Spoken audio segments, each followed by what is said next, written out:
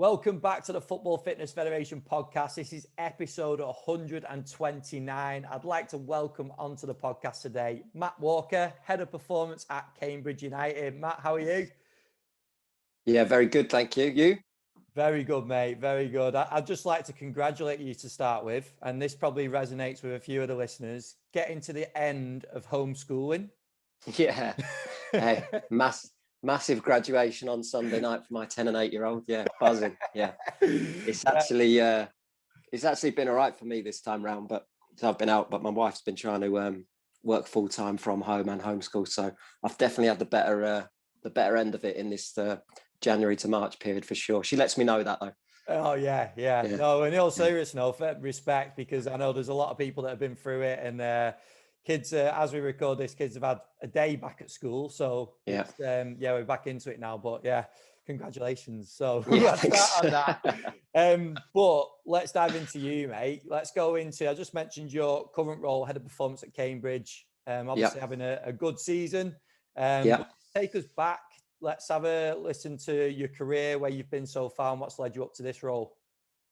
Yeah, so I had my school record looks like I was expelled multiple times, really. I'm an army kid, so just followed dad around. A lot of forces kids live the same life, really, moving every few years, if not shorter, maybe 1 year somewhere. So, and some go to boarding school, but me and my brother really wasn't never really option, really. We just stuck at it. So we traveled a fair bit, really. So lived between Germany, Northern Ireland, England a fair bit. Dad was off to Central America on postings at different times. So it was a strange childhood looking back on it now as a parent.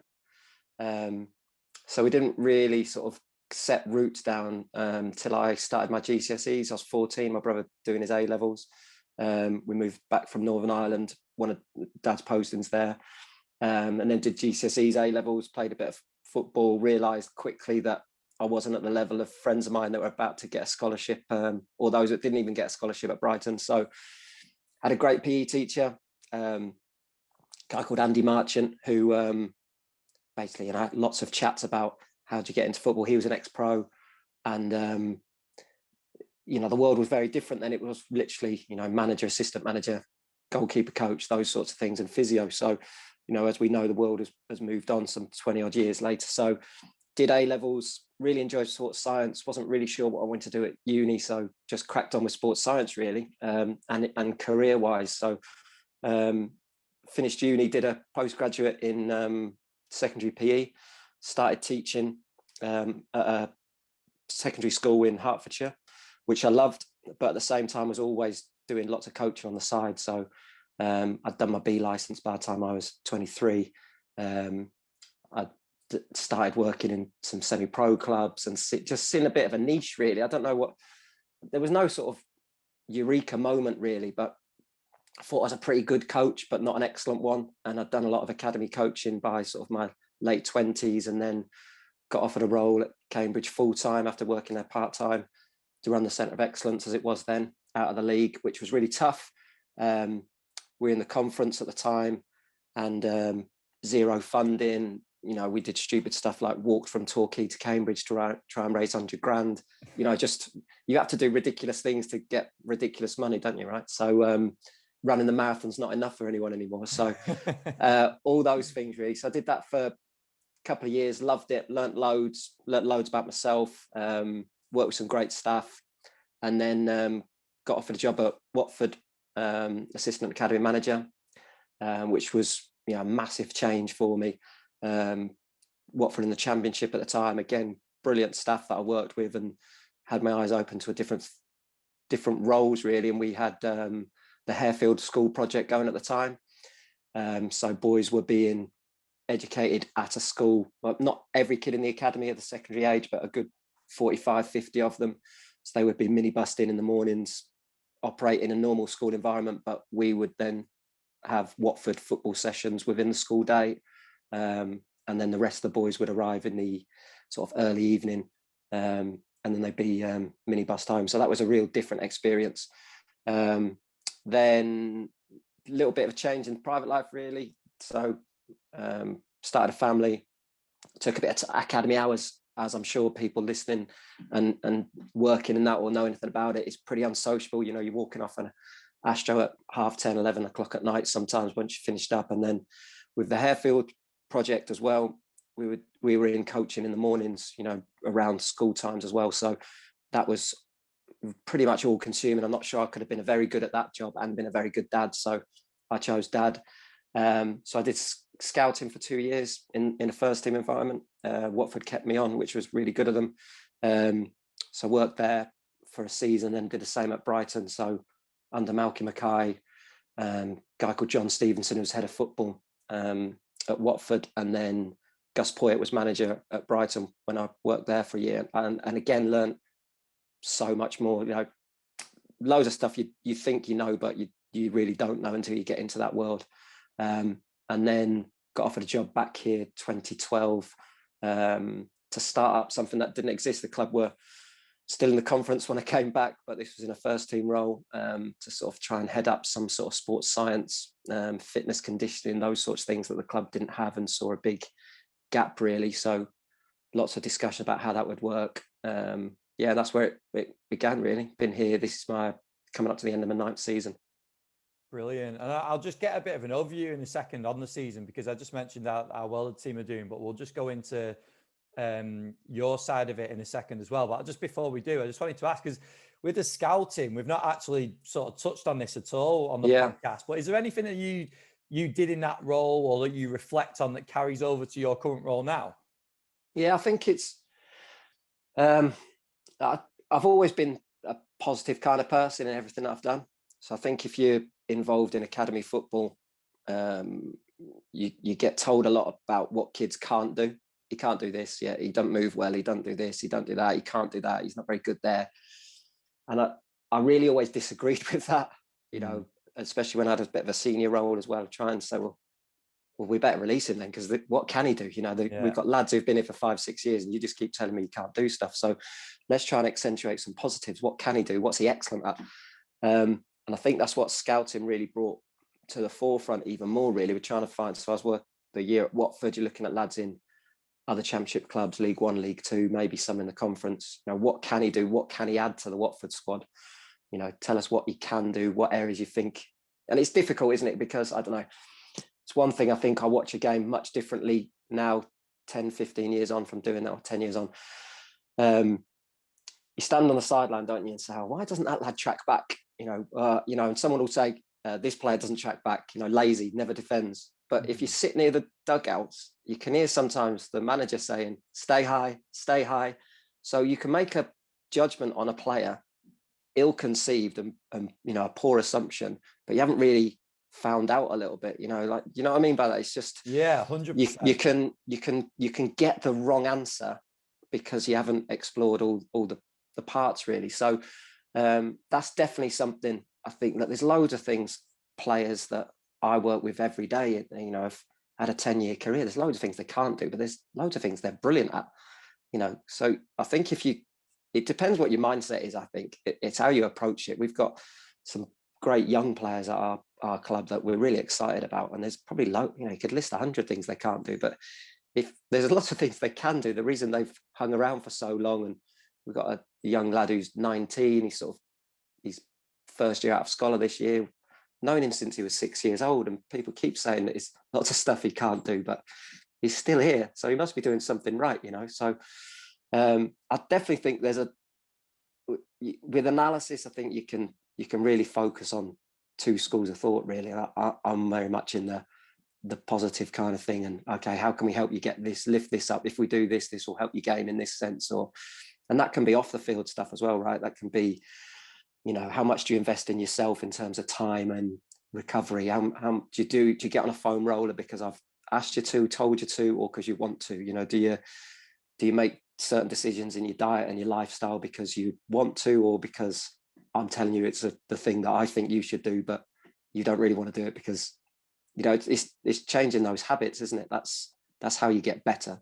When I'm not there, are they still going to do it? We haven't got a chef in terms of like the big restaurants and canteens at Premier League clubs, championship level clubs, but we have got a chef that makes lunch for the lads every day, training days. But that's probably including match day, what, say 300, let's approximate it, 300 feeds a season for those players.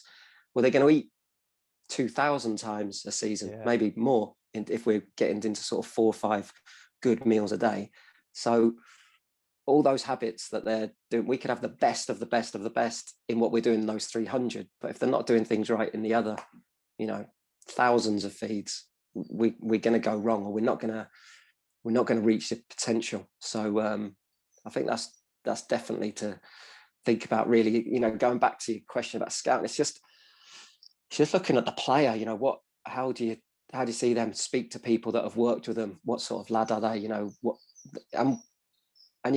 I think as well, it's just being careful not to just everyone reach a certain textbook type of footballer. The differences are brilliant. We've got some lads that they hate the gym. They don't like it. They don't want to do the traditional gym program. They want it, but they can get strong in different ways. So, you don't have to fit everyone in a box, everyone in a category. The Mavericks are also to be appreciated, aren't they? We love those sorts of players because they'll do something on the pitch we just wow. They'll have the wow factor, but equally there'll be lads who are doing everything perfect just to stay at the same level. So should embrace all those things. It's a broad spectrum. And I think in recruitment, that'll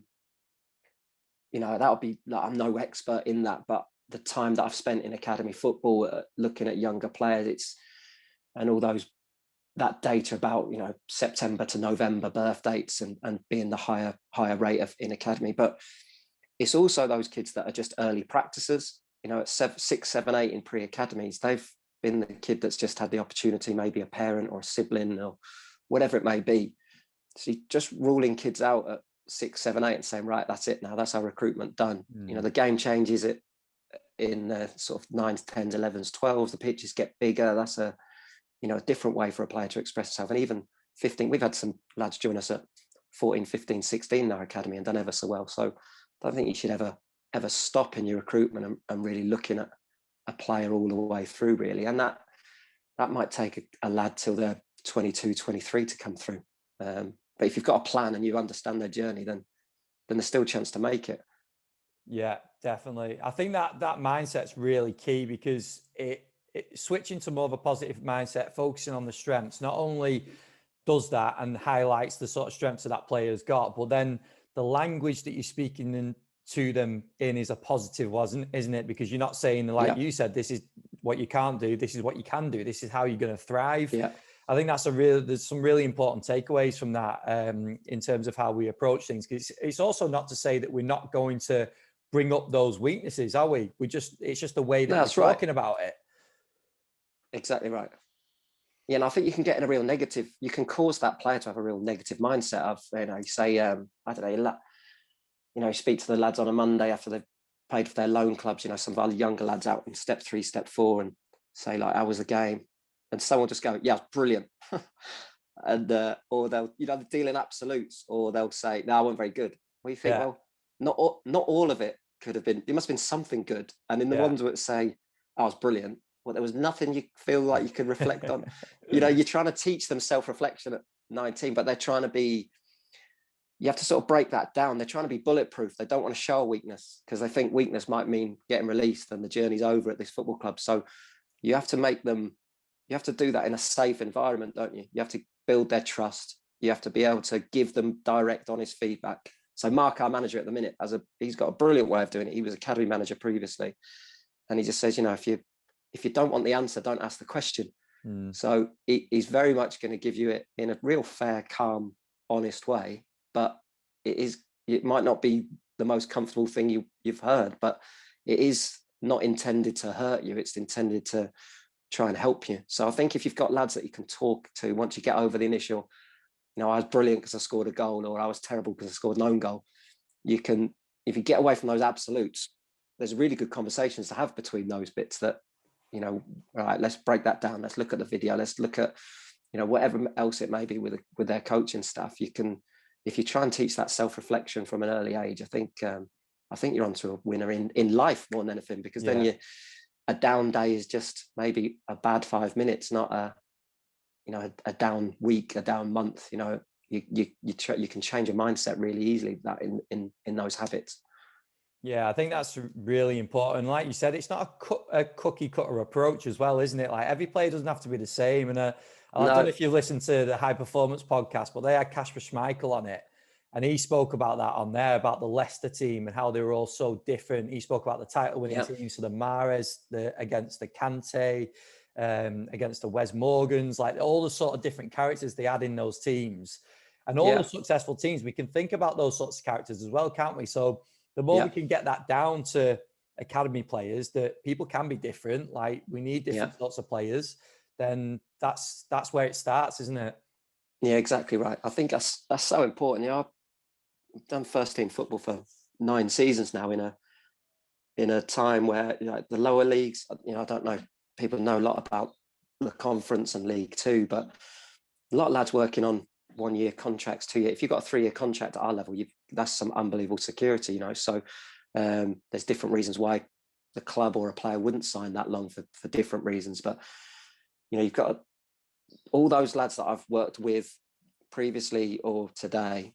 They've all got different journeys. They're all at different stages of their career. They're either fallen out of a Premier League club or Championship club, gone through maybe a scholarship in 23s and then not been offered something after. So you've got to try and get round them. They may be grieving a little bit, still feel like they're a bit of a failure maybe, or they're on the up and they're not too sure about, what's this Cambridge United all about. You've got to build trust quite quickly, try and build them up about themselves maybe, or they're thinking about something in the past still, mate, why did that happen? You've also got lads that have always played at this level. They are the journeymen of this level. They've done a great job. Conference League Two, they're playing, League Two is their absolute limit maybe.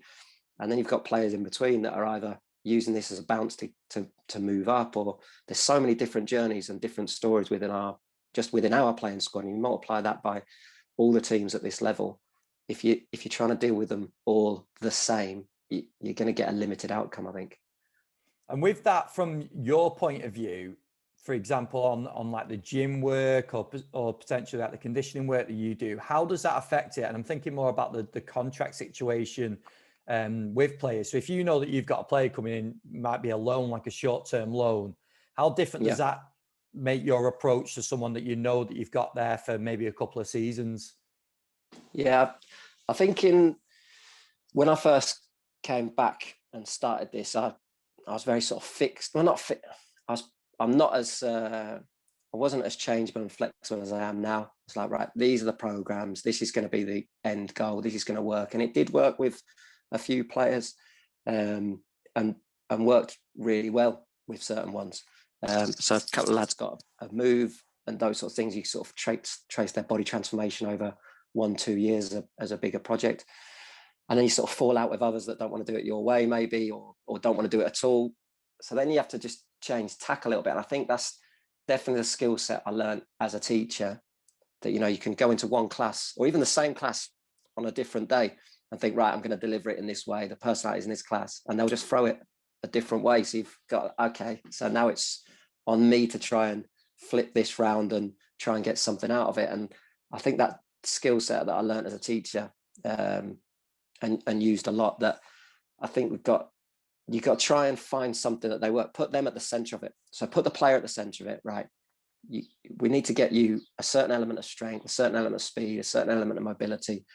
What's going to work best for you? And you can't have, we're a small staff. We're 2.5, 3 staff at any one time for 27 players in terms of conditioning and medical and all those sorts of things. So you can't have 27 completely different things going on, but you can have lots of different things going on. It is possible if you work hard enough at it and have enough conversations with the player about what you like, what you don't like, what's been good for you in the past. When have you felt at your best? So that's a good thing to focus on. When was I at my best and what did it feel like? What was I doing at that time? Can we get something more aligned with that? This is where I think you've got some gaps. Show them, let them do it for a little while. They'll come back with either, I didn't like it, or actually that was great, can we do more of this? And if you just have that conversation all the time and you're upfront with, because at the end of it, they're just people trying to be successful. They're like me. Some have got kids and a mortgage. Some, we're in the east of England. We've got lads from up in Liverpool that live down here a couple of nights a week, and got lads from Sheffield that, you know, they're away from their missus, away from their kids. I'd feel the same if I was them. You know, it's you got to try and see the world through their eyes a little bit more and see what's their aims. Like, where do you see the next 2 or 3 years? What do you really want to do? And those that are thinking, like, I want to go and play in the championship. Okay, so if we're going to try and get to the championship level, these are the things you're going to have to add to your game. These are things you're going to have to live to try and compete at that level. You've got to try and get in our team. So first of all, you've got to get in the 11 that the boss picks on a Saturday, Tuesday. And then you've got to be one of the best players in that team. And then you've got to be one of the best players in the league to get up the level. That's how it works, isn't it? That's the natural pecking order, really. You've got to be really consistent. So how can we get some consistent routines around you in the mornings before training? You know, arrival time isn't just a target time, isn't just you have to, you know, there's time in the morning before that. We'll be at the training ground 2.5 hours before the target time to arrive by. So there's things we can do. COVID has changed that a little bit, but there's still ways we can work safely and sensibly around that. Everyone clears off in the afternoon, you know, whatever time they go, we're still around. You know, there's still time in the afternoon. There's 168 hours in the week. There's more time than you really think about how you want to use that time when you say, I haven't got time. So I think those sorts of conversations with players are always useful. And look, it's not going to be sunshine and flowers every time, but I think the more you can hold the mirror up to players and say, look, this is how I'm seeing how you're behaving, what you're doing at the moment, rather than you know, looking out the window at something that happened in the past and maybe blaming others. It was this coach's fault. He didn't, you know, that's why I haven't made it to there. You can get rid of those conversations over a period of time, really, and build that trust and build that resource around them. And then it's down to the player. You know, the player's got to commit to every rep, got to commit to being there, got to commit to doing the right things, from hydration, nutrition, recovery. Those are all active parts of their day, not just, you know, I'm just going to go and eat and sleep. Those are really important athlete qualities, aren't they? So I think if you get all of that around a player, I think give yourself a great chance of being successful as a player, and then you give yourself a great chance of having a good environment, good performances, hopefully positive results. Yeah, and what I said before about getting a bit of an overview about the season. So I don't just mean in terms of the sort of standing currently in the table, because obviously people can go and check that out. But obviously it's an impressive season so far as well. But I was thinking more from your point of view as well, in terms of player availability, like generally how the season's gone. Obviously we've had the restrictions as well that have all been in place. So how have things gone for you so far this season? Yeah, I think they've been excellent. I think there's a lot of moving parts to that. I think the recruitment of people brought into the club by, you know, the senior staff, you know, those new players they brought in have definitely helped. The existing staff, we've got a really good staff, you know, really purposeful, all pulling in the same direction. There's real cohesion and alignment with what we're doing. We've got an excellent manager who's really organised, knows what he wants, really clear. That was clear from, you know, during all of lockdown, really how we were going to start, what was going to be the case, what pre-season was going to look like. And I think when you've got that, I think it makes it so much easier for everyone, the sort of ripple effect of one decision, right? Are we going to do this? And on this day, we're doing this. And we've all spoke into it. This is the plan that everyone's agreed on, right? You need to get on with your little sub part of that. And that makes the day, the week, the month so much easier. It just makes everything so much more organized, because you know what you need to deliver on certain days. And I think that helps. There's no sort of rush and panic. You can be set up. You know, there's nothing better, I think, for players just to walk into an environment and everything's organized and the session's set out, and you're not having conversations at, you know, 20 minutes before you go out on the grass that, you know, do we want to do this? Do we want to? Everything's just, you know, in the decisions to make are in the sort of cold light of off season. So like, what does the week look like? You know, regardless of results, because that's when things get clouded, don't they? You know, I have massive respect for every manager I've worked with, purely because every 3 days they get judged in the national press, if not more, because they're the face of it. You know, we get judged as a club, but they've got to be the one in front of the camera. If we, you know, Saturday, Tuesday, Saturday, and we have 3 losses, you know, the pressure's on them hugely. So our job as support staff really is to take away that pressure as much as we can, to try and that's not to just agree and live in some sort of echo chamber of yes, boss. It's more to say, look, I don't think we should do that.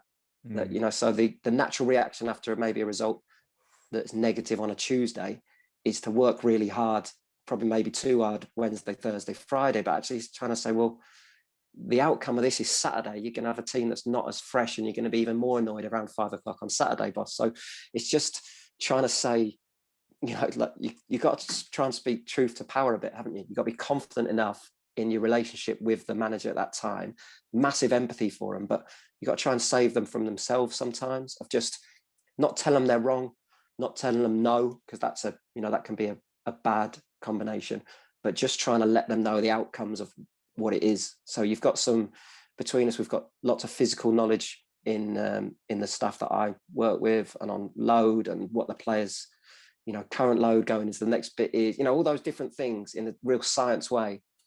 But they don't want to, you know, you don't need to put it over in a real science way. You can put it in a coach's language. You can put it in a football language. I think that's, from that background of coaching for so many years, I think that's something I can do quite well. I can put that across in a way that doesn't blow, you know, isn't loads of graphs and statistics and numbers and data. That's for us to really know about, and to feed in the right bits that the manager wants to know and needs to know, and we can, you know, assimilate an answer around that. I think that's crucial. I think it's absolutely crucial. So really this season has really, you know, helped that we've split, because of COVID, we've split gym into more parts. We've done more gym before, you know, in a more controlled way, to know which equipment we've got to clean, and, you know, all those different things. And then it's been a much more staged method. It's been harder in the winter. We haven't got the, you know, and we're not allowed indoors. We've got a big sort of wetting marquee that's not sealed and pretty blustery. And if it rains hard and there's snow, you're getting wet and a bit cold. But it's actually quite the joy of Cambridge United, really. We've always tried to achieve in the face of adversity, really. And, you know, those of us been there quite a few years. That's just always been the challenge, you know, just keep going despite our resources rather than because of them. So you want players who actually are going to dig in. You know, we're going to go, like I was saying off camera earlier, we're going to Bolton tonight. It's going to be a really tough game, you know, real tough game. So you want players, when the whistle goes, that are going to be tough and resilient, and you can't just switch it on like a light switch. So if the training ground's a little bit cold and things aren't perfect, I don't actually mind that all the time. We want the best for the players, but actually you want to build that daily resilience. You have to embrace the grind. You have to embrace the grind. Otherwise, you know, I'm going to get in at 2 a.m., 3 a.m. and then going to get up and work again tomorrow. And if you're not in for the grind in professional football, this definitely isn't the industry for you. You know, it is relentless in that sense. You know, there's more down days and dark days and bad news than there is good news. I've found over 9 seasons, 100%. Yeah. So you have to prepare players for that in a tough way, but also it's all right to smile. It's okay to smile after you've lost. You know, it's not a competition to see who's the most upset and the most annoyed on a Monday morning. You know, when you come into work, you know, it's another day. The game's gone. We'll crack on again. And that environment is so crucial to be.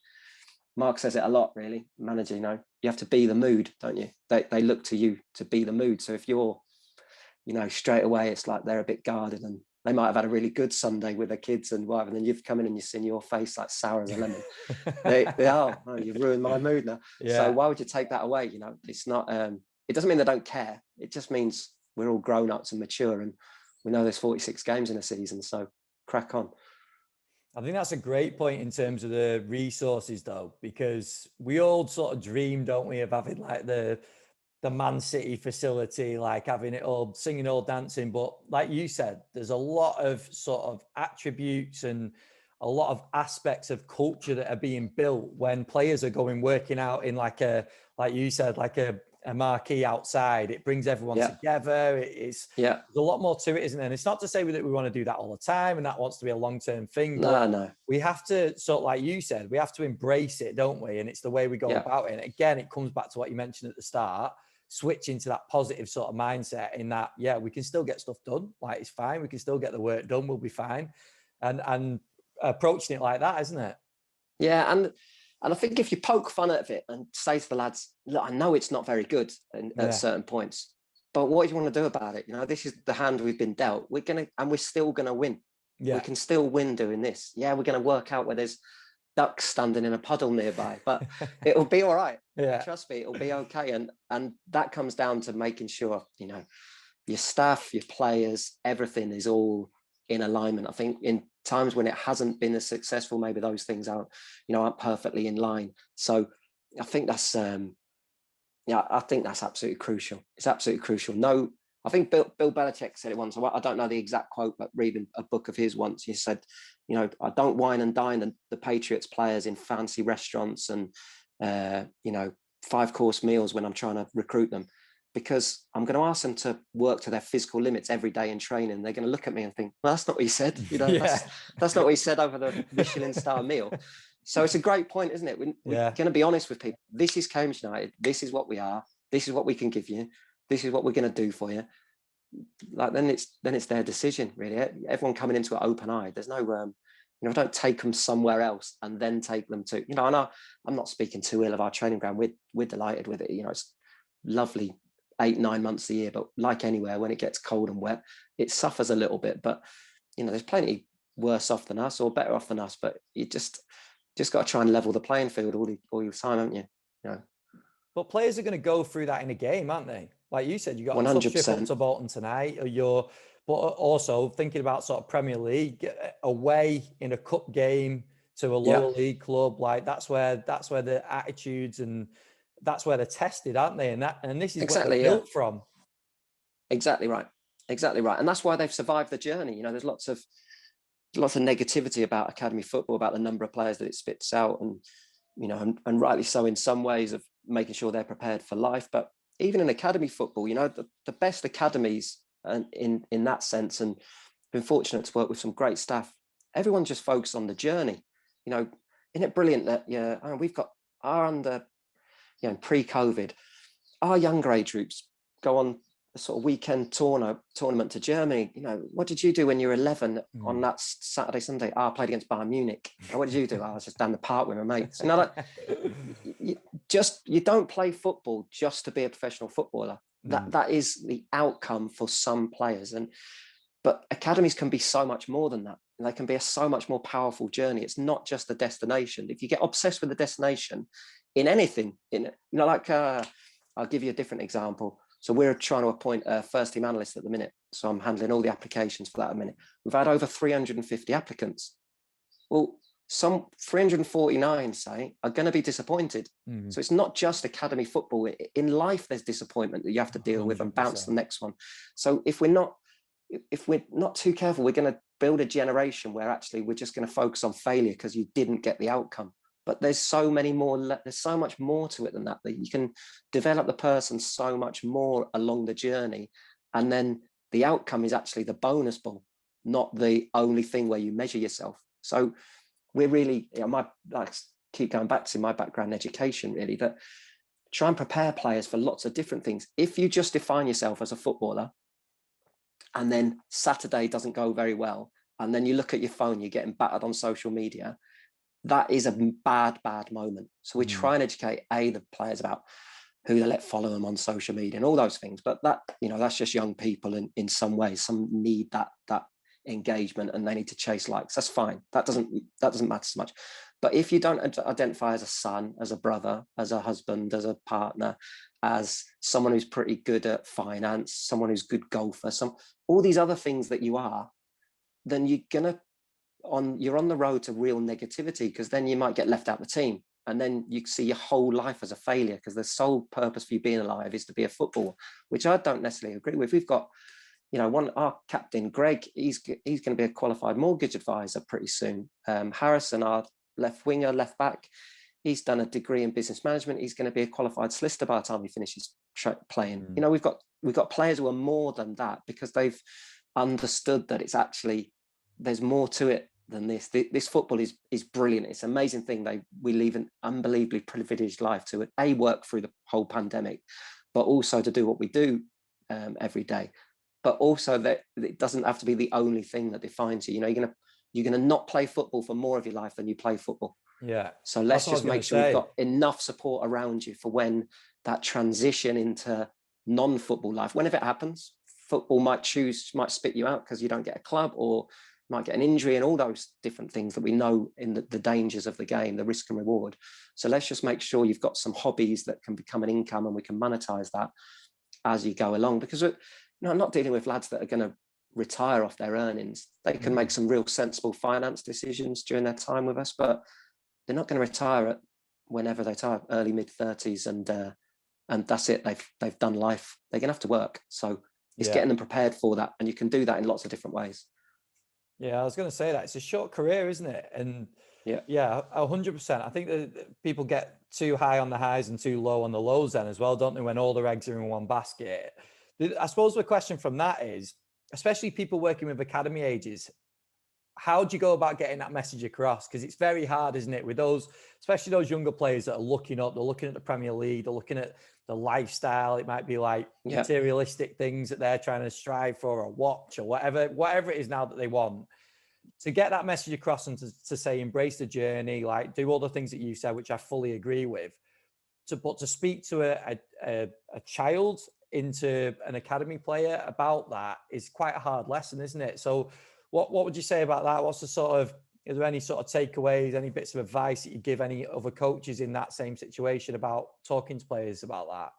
Yeah, I think it's just making sure the key thing is you just enjoying it, just get that. If you can still run out your car, as a kid, and love the session and jump back in and not feel like you're going to be measured, tested, analyzed, scrutinized in every moment of your thing.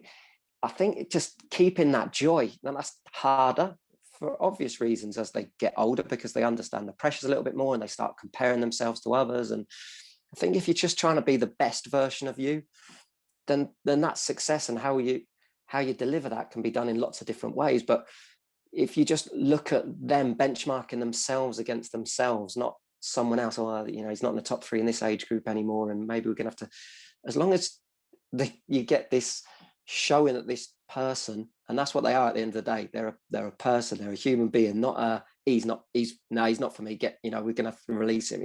I don't like talking in those sorts of ways. That's someone's child, so if you're talking about, what's the most self-improvement we can get into this player all the way through, and there's a real plan all the way through, whatever happens at the end, you can say you did right by them, because you can document all those things, of all those opportunities they've had, all the ways that they've improved. Look at, I was saying to my kids the other day, about a year on, because it's nearly a year since the dreaded homeschool started, of lockdown and everything, but all the things they couldn't do a year ago.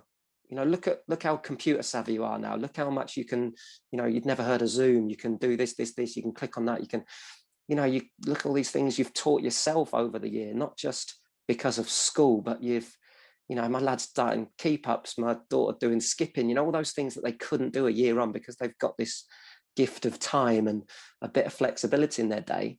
But because they didn't go to school doesn't mean they didn't stop learning. Yeah. So if this whole academy process can become a bit of a factory, a bit of a conveyor belt, a bit of a, let's just produce a professional footballer, that is ultimately how we all get judged in academy football and productivity. But the people around that can do that in such a safer, more purposeful way if you're child-centered all the way through it, and you've educated the parents about it, and the parents think it's still brilliant even when things might not be going so well. You've educated everyone about that. Of course, there's going to be disappointment. I have sat down across a table from a parent and released players. It is one of the worst things you'll ever have to do, and you shouldn't ever underestimate that moment.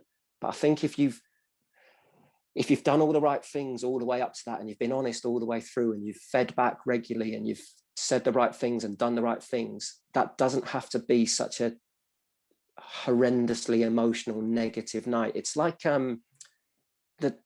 the different metaphor for it is when I used to teach A-level PE. So I taught secondary 3 years and taught a sixth form college for 8 years. You'd see students going in on results day. Oh, Mr. Walker, I'm just so nervous. I said, well, you can be nervous about it, but if you've done the graft for 2 years, the outcome is going to be all right.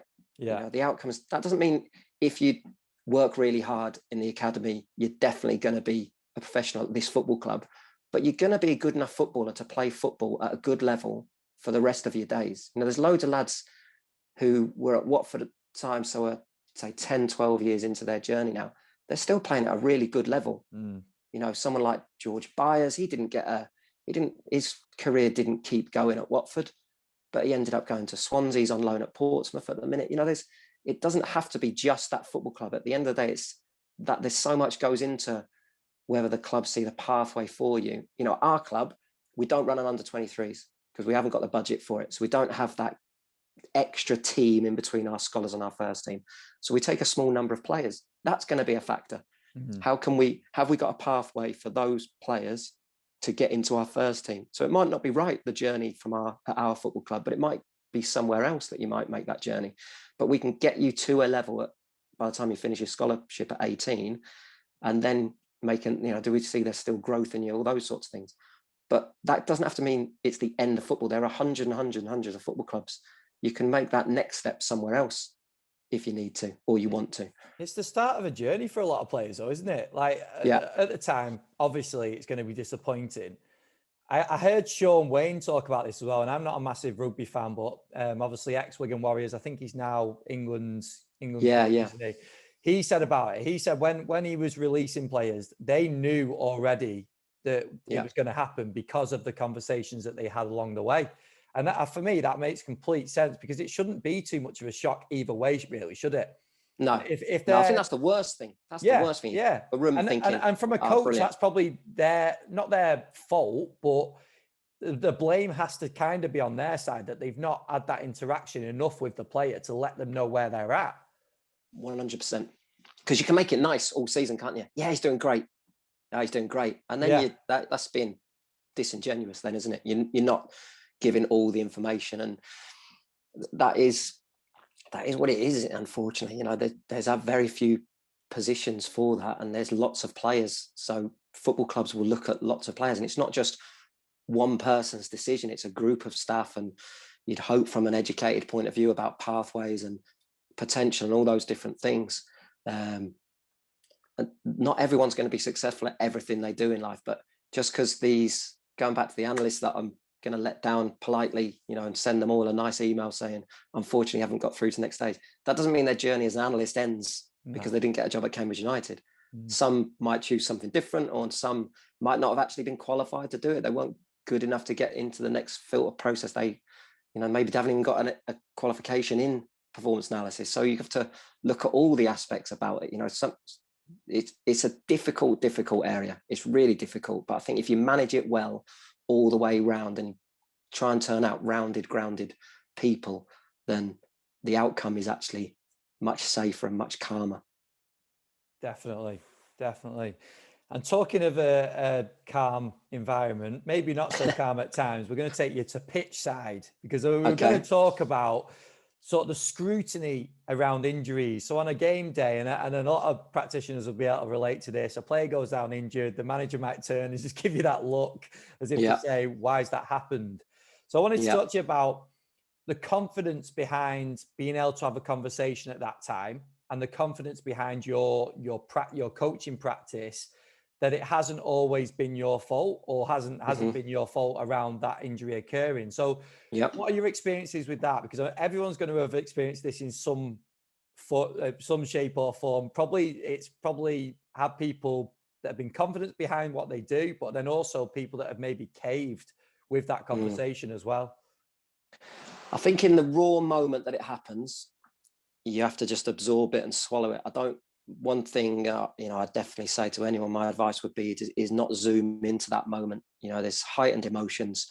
Sometimes people say things they don't necessarily mean in the cold light of day. That doesn't mean you have to be passive or soft, or being quiet's all right sometimes, that you can just take in that moment and reflect and make sure when you do speak and you give an answer, you've sort of got all your ducks lined up.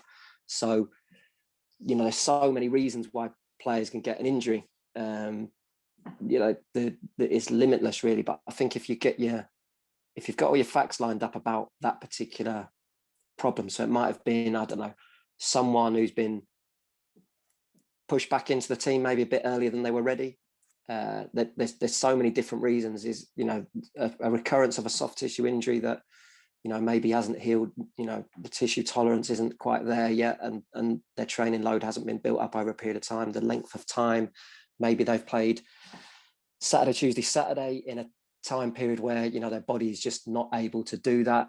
And the outcome is the injury. And then really sometimes some of those injuries can look quite bad at the time, but a player can be back training in 4 to 5 training days. So if you've made a real jump in decision into poured fuel on a fire already that's burning, you can make the next bit really difficult for yourself as a practitioner, I think. Like I said, I wouldn't stand a day in a manager's shoes, working closely with managers when you're in the same office as them, or you see them so much, you see the pressures on them from above, from board, from CEO, from fans, from, lads not in the team. They must have, I'd say easily, the manager has 150 interactions a day.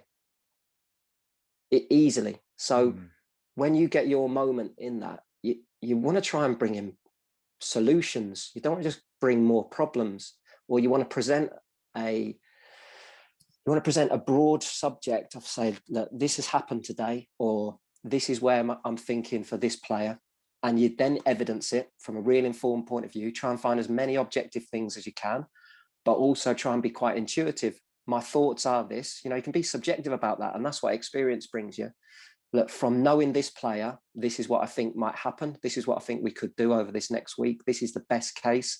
But usually, I say it with Mikey, our physio, a lot, and Chris, who I know you've spoke to before, and Nick Irwin was a physio before that, they're usually the deliverer of bad news, because they're saying to a manager, no, he's not fit, or no, you're not going to see him for a lot of time. So you have to be really careful how that personal relationship builds, because that, it's a professional moment. It doesn't have to be your personal relationship. So how you deliver that news, you're basically saying to a manager, you haven't got all your bullets for the battle. So that's really tough for a manager. Like I said, if you're on a losing streak or whatever, you have to understand it from their point of view more than just you. It's not you just saying, oh, I can't get this lad fit for you. You have to understand that they now got to pick a team that maybe isn't the team they wanted to pick for a certain game. That's always important. Every game's important. So that is the cauldron of it all, really. I think if you dive in, and I've seen it happen, if you try and fight fire with fire in that initial moment, nothing good happens. If you try and say, don't take any responsibility, or you try and apportion blame to something else, or I think that's a real slippery slope in terms of your relationship, because the most important thing is you've got the trust of the manager. He's trusting you. You see those players when he's not around. So whether you might not always agree with what the training session is that day, but at any moment it might not fit your own personal, philosophy on what the best way to deliver that team. But that doesn't actually matter. It's not about you. It's about the team. And if the manager ultimately takes all the information in and says, no, we're doing this week, then crack on with it. So when you're in with the players in the gym and there might be a bit of, groaning and moaning in the corner, you have to nip that in the bud quickly. You have to make sure that that's not happening. You have to frame the mindset when he's not around. That's your responsibility. You're not there to go, yeah, I agree. Yeah, that's not what it's all about. You have to speak into those conversations as staff and then walk out the room, right? 100% agreement and back everything, because most of the time you'll agree. I work with many managers, if any, that want to destroy players all week and then expect them to hit high numbers and perform to their physical best on a Saturday. So they'll all want to try and make the game slightly different. I think the only time is maybe, probably, 6 managers in 9 seasons, probably seen 5, if not 6 different ways of doing pre-season. Yeah. I think that's probably the only time about the games program, or, whether we're going to go away. Sometimes the budget doesn't allow, but how they set up those 6 weeks in preparation for game 1, that might be a combination of things, their personal preference when they were a player, what went well at previous clubs they've done, who they've spoke to at different clubs. So you haven't got all the answers. And I think if you go into it thinking you have, then you're probably in the wrong place. You're going to be disappointed at some point. And then what about the focus on injury records against results? Because we talk a lot, don't we, about like the records of injuries in terms of availability. But what's your experience with managers on focusing on that? And what I'm thinking is that if a team are performing well, but their injury record isn't great, like, is that a concern, or is it, and vice versa? What's the sort of balance that you're looking for that you've experienced with managers on that? I think that's right. I mean, sort of alludes to the conversation we had, isn't it? It's like, I spoke to our previous manager, Colin Coldwood, and he said, would you rather moments, you sit on a bus for hours, don't you, for hours and hours and hours of your life, and you're around each other all the time. So you have these conversations, would you rather, 15, 20% of your squad unavailable, but you're in and around the playoffs? And I think he'd probably take that, it depends, you never want to see anyone injured. You want everyone available, but actually you can pat yourself on the back a little bit as a performance team, sports science, medical, whatever you want to call it, that we've got everyone, no one's injured. But have you really, have we really stretched the players? Have we pushed them a little bit? You'd never, ever want to cause injuries. You want to do everything you can to prevent that. But we would say we've had a really good injury prevention record this year, soft tissue wise, but we've probably had our worst season in terms of surgery. We've had a couple of dislocated shoulders, lads going in for hip surgery that's needed to happen. We've had one of our scholars catastrophic incident on his ankle, so he's had sort of reconstruction on that. So whilst the treatment room hasn't been busy in lots of ways for short-term soft tissue stuff, we've still had a bad year in terms of lads having missing a lot of time out because of complete restructuring or surgery in a major joint. So I think it's getting the balance right. If you're getting a lot of the similar injury, so if it's loads and loads of hamstring injuries, I think there's a problem. I think anything else like collisions and things like that, you can't legislate for. It's concussions, especially now, which is brilliant. The new concussion protocols that are we've finally caught up with as football with other sports. You could argue we're a little bit behind, say, rugby still and sports like that, but all those things are the norm. We played against Salford away a few weeks back, and Peter Clark and Harrison Dunk went up for a header. Both came down horizontal on a pitch that was freezing and was frozen probably by the end of the game. And I think Peter Clark, he spent 3.5 weeks out of the team, out of training, because he's literally landed on concrete. It is a brutal game. These are committed lads who are going to be forceful in moments. So those collisions are going to happen. So if you're not comfortable that players are going to get injured, then again, like, this isn't the job for you. I could pick 7 or 8 of the lads that are playing tonight that have got ongoing problems that aren't 100% fit. We're on to game plus pre-season. I think this is game 43 of our season tonight in March. And we've played Saturday. We've played every 3 days for the last 2.5 weeks. No one's going into tonight feeling wonderful. No one's feeling, I feel like, like a spring lamb. Yeah. No one is feeling like that, but they're going to grind through it, and their pain is tolerable, and they'll do the very best they can. And, they'll get better and better as the night goes on. And then they're going to sit on a bus back to Cambridge, and we're going to travel up again to Oldham on Friday night to play Saturday. That is professional sport. Yeah, it hurts. It's painful. It's tough. The more you spend more and more time stretching and getting manipulated than you'd probably do anything at this time of year. The players are working hard on themselves all the time. So that is, like I said, you've got to embrace the grind of it all. We can do all we can to. Mark's been very good in terms of rotating certain players, but some lads, they get picked every game, and they'll just push on. They'll push on, and maybe that's another trait of why they're still playing at this level and for this many years. That's why they are professional, because they can just keep going. They can endure. Yeah, 100%. I think it's some great stuff in there. Now, I am wary of time a little bit, because I know you got the beautiful trip up to the northwest very soon.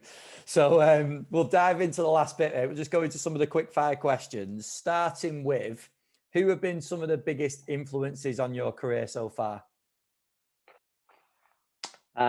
So first one is really straightforward. A guy called Jez George, who was head of youth at Cambridge, then became manager, gave me my first job. So it was a bit of a test, really. So I said I wanted to coach within the academy. So he gave me a bit of a graveyard shift. So he gave me a under 13 sort of shadow squad on a Saturday at 3 o'clock till 5.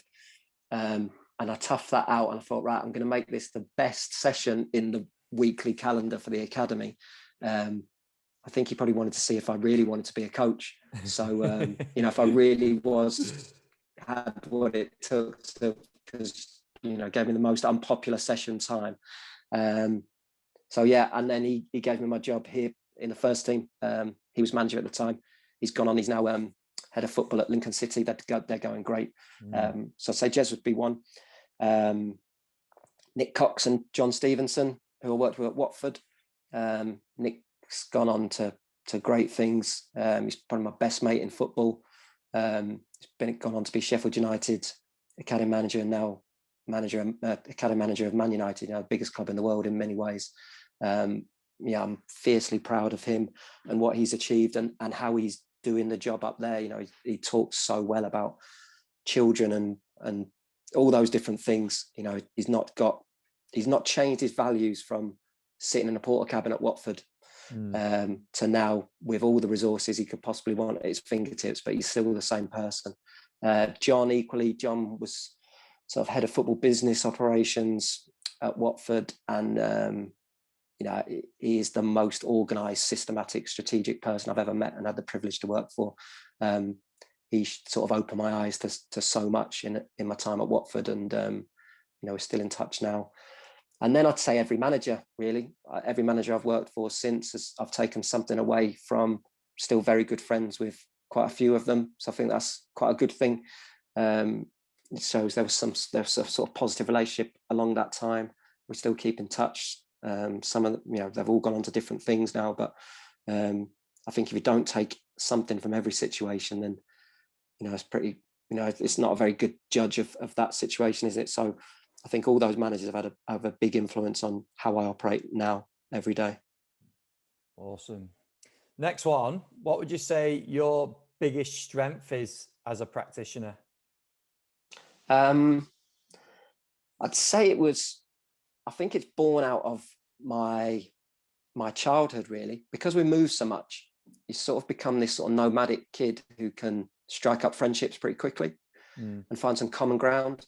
And I didn't realize that at the time. And I probably didn't realize that until I started teaching, that I had this ability really just to find common ground with people and to try and make conversation and try and make them feel at ease and try and find some empathy. And I think that helps me massively, So I don't know, January window, we take in 4 new players, 2 from Spurs, 1 from West Ham and 1 lad from Coventry. And within a couple of days, you feel like you know them really well, professionally enough anyway. You've got some handle on their background, what life's like for them, what their view is on different things. You try and find out without giving them 100 million questions on day one. You try and start pretty organic conversations, but I think I can get people at ease and get them feeling comfortable around me to then work together professionally really quickly. I'd say that is my biggest strength, which has to be because, like I said, I've worked with nearly 200 players in 9 seasons, so that's a big challenge. Yeah. And then next one, what would you say, is there any sort of CPD that stands out for you that you might have done recently or seen? So not necessarily just like courses or seminars and stuff, because I know there's not much of that going on at the moment, but it might be like podcasts, webinars, any bits of research. Is there anything that you've sort of seen that stands out? So there's a couple of things I've done in the last sort of 4 or 5 seasons that I've really enjoyed. The FA did the Physical Performance Award. They're not running that currently, but I really enjoyed that. There wasn't necessarily something massive that, in terms of block I've learned. It was more about how to operate as a practitioner, which is sort of level 3, sort of equivalent to a B license. So I'd really hope they bring that back. I think everyone that's done that course has really enjoyed it. The other one I did was the Exos Performance Specialist, which you can do online. I really enjoyed that. That was just something similar to what I do every day, but different, and gave you sort of a bit of an academic stimulus. And And then in terms of CPD, really, I think things like, you know, what you're doing, I said it to you before when we first chatted, I think you shouldn't underestimate the power that a lot of these podcasts have had of giving people access to each other in a fairly formal way that you just listen and stuff. But during lockdown, that's really been a bit of a savior of mine, you know, listening to yourself talk to your guests and to other podcasts like the one you said, the high performance podcast, things like that, trying to little take home nuggets, and Rob Pacey's stuff. You know, there's lots of different ones around that maybe, you know, differ maybe in who they have on, which is a good thing. I think all those things you shouldn't ever turn down. They're easy just to fit. And we don't have a big budget for CPD and all those sorts of things. So having a podcast on a journey or going out for a run, I think is, you know, an easy way to just keep yourself ticking over until the conferences and when you can network and get together and chat face to face starts again. Yeah, hopefully not too far off of that. Yeah. Final ones, mate. What would you say the most important, or one of the most important traits to have for a coach is? Cool. There's so many. I think removing ego from it, remembering that, you know, I couldn't tell you when I was operating in an academy. I was assistant academy manager at Watford and centre of excellence manager at Cambridge. I couldn't tell you by the Monday morning what the results were on a Saturday, Sunday. So I think if you can get away from my under 14s won 9-0 or my team lost 3-0. No one, like, player development so much more than that. They're just a group of players, the motor lads playing up, playing down. It's not really a team. And even then, you've got the responsibility, if you're running just a local youth team, you've got the responsibility that these kids just want to enjoy playing football. It's not about you. So if you can remove you from the situation and you are the facilitator for this amazing experience that you've created, I think that is my biggest thing. Even now, you know, I have to try and do, I don't know, 270 warm-ups a season. Mm-hmm. So you have to be purposeful and they have to do the right thing. But sometimes they have to have a bit of fun, and they have to laugh at, just because they're a grown man, they can laugh at each other, and all those different things. You can bring enjoyment into someone's life. I think if you can do that, you've cracked life a little bit, really. Definitely. What a great thing to be able to do, to make people smile and laugh and enjoy. And don't they say, when I was a teacher, people don't really remember what you said and what you taught them. When I was teaching a Krebs cycle to A-level PE students, no one really remembers that lesson. They just remember how they felt in your lesson. Yeah, that they had fun, they really enjoyed it, they made some great mates for life, and that's really what it is, I think. 100%.